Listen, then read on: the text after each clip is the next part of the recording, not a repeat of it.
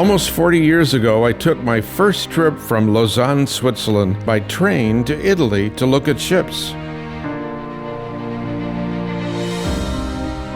I listed some of the things that I didn't know or that I'd heard. Things like, you can't do that. It's way too expensive. I didn't know where we would find the crew.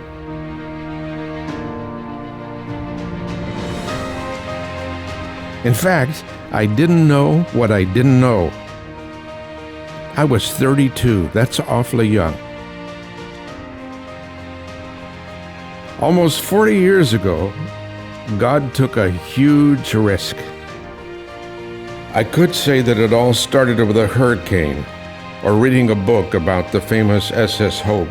I could say it started with meeting Mother Teresa, or with the birth of our special needs son, John Paul. Or I could say it began with my parents' simple way with grace and mercy and dignity with their small town helping hands.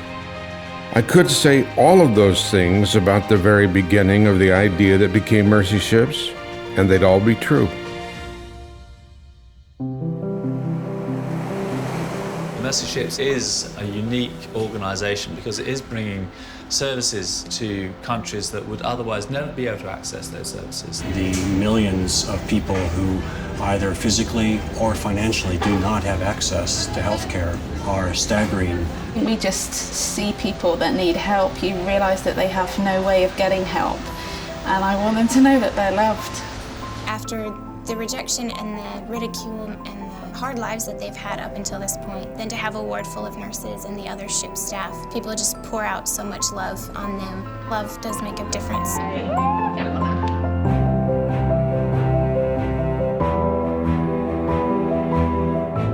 People say to me, well, there's all these millions. How do you think you can change that? And we can change the individuals one life at a time. Bringing this hospital ship in, it's a state-of-the-art platform. Surgeons, nurses, professionals from all over the world, offering this free of charge at the highest standards is unique. If you talk to any of the government leaders, as I have, they will tell you how beneficial Mercy Ships has been, not only for their people, but also in terms of a lasting impact. We're working hard here to leave a legacy of improved healthcare.